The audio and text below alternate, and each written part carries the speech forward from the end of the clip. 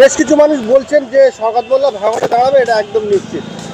দল যদি কোনো কারণে যদি ওই ধরনের একজন করাপশন অ্যাজ এ ক্রিমিনালকে যদি প্রার্থী করে, আমরা কিন্তু প্রচণ্ড পরিমাণ আন্দোলন করব। আমার কাছে যতটুকু মেসেজ আছে, বা যেহেতু আমি দিদির সৈনিক, অধিনায়ক অভিষেক বন্দ্যোপাধ্যায়ের সৈনিক, দলীয় সূত্রে সবার সঙ্গে রাত হলে কথা বলি, সারাদিন দলীয় নেতাদের সঙ্গে কথা বলি।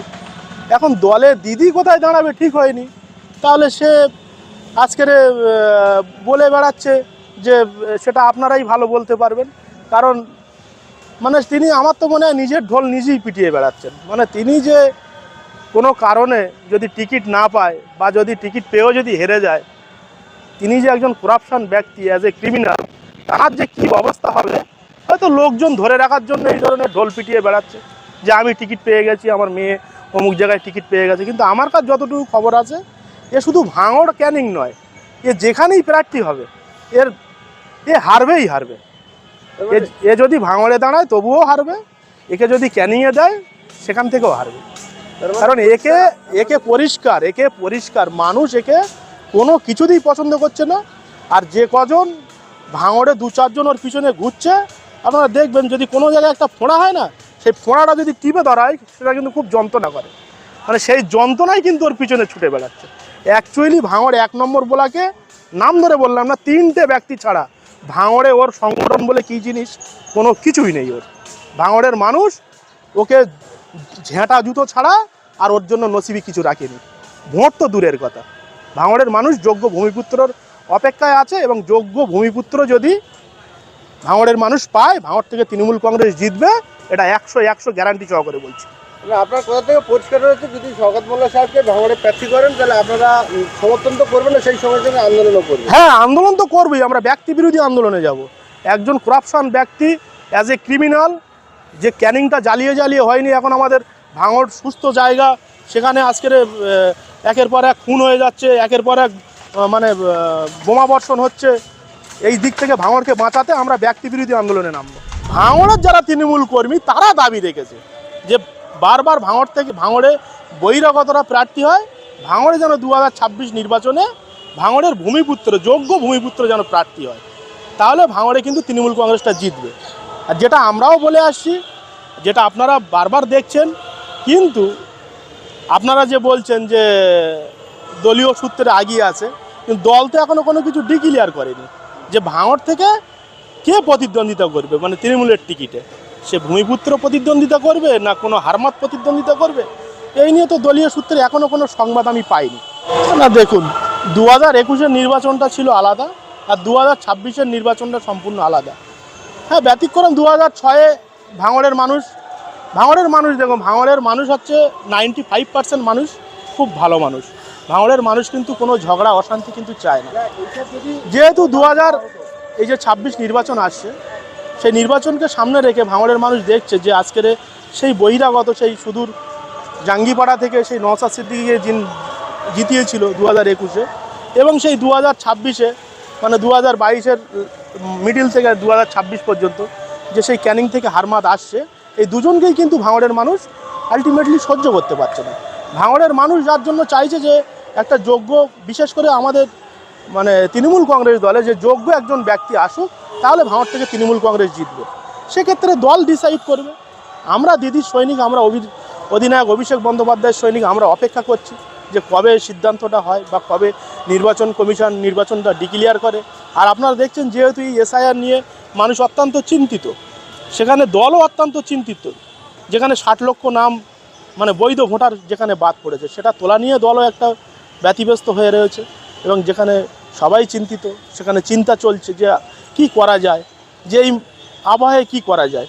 তাহলে সেখানে কোনো হারমাদ এসে সে ছড়াতেই পারে। দলীয় সূত্রে আমরা কোনো খবর পাইনি যে সে কোথায় দাঁড়াচ্ছে বা তার বিধানসভায় কে কোথায় দাঁড়াচ্ছে, এটা আমরা কিন্তু খবর পাইনি। সে যদি নিজের ঢোল নিজে পিটিয়ে বেড়ায়, বলে যে আমি ভাঙড়ে দাঁড়াচ্ছি বা আমার মেয়ে ক্যানিংয়ে দাঁড়াচ্ছে, এটা তার ব্যক্তিগত ব্যাপার। কিন্তু দলীয় সূত্রে আমার কাছে যতটুকু খবর আছে, এরকম কোনো বার্তা এখনও নেই যে সে ওখান থেকে ক্যান্ডিডেট হচ্ছে। তবে যদি কোনো দল যদি এরকম কোনো ভুল সিদ্ধান্ত নেয়, ব্যক্তি বিরোধী ভোট হবে, দল বিরোধী কিন্তু হবে না। যে তৃণমূল বিরোধী ভোট যে তৃণমূলের যে একটা বিরোধী থাকে, সেখানে কিন্তু গোটা ভাঙড়বাসী কিন্তু ব্যক্তি বিরোধী আন্দোলনে নেমে পড়বে। তাহলে আপনারা কি 26শে বিধানসভায় যদি শওকত মোল্লাকে প্রার্থী করেন, শওকত মোল্লা বিরোধী করবেন, তৃণমূল বিরোধী করবেন? না, আমরা দিদির সৈনিক অ্যাজ অভিষেক বন্দ্যোপাধ্যায় শুনে আমরা ব্যক্তি বিরোধী করব। কারণ সে আজকের ক্যানিংটা জ্বালিয়ে হয়নি, আজকের ভাঙড়ে যে আসার পরের থেকে যে এত অশান্তি, বারবার অশান্তি লেগেই রয়েছে, তাহলে সেখানে তো আমরা ব্যক্তি আক্রমণে যাবই। কারণ আমরা তাকে কোনো কিছুতেই আমরা ভাঙড়ে টানার কোনো স্থান নেই। এটা আমরা কখনোই পুরো গোটা ভাঙড়বাসীকে নিয়ে আন্দোলনে নেমে যাব, যে আমরা দল বিরোধী না, কিন্তু আমরা ব্যক্তি বিরোধী।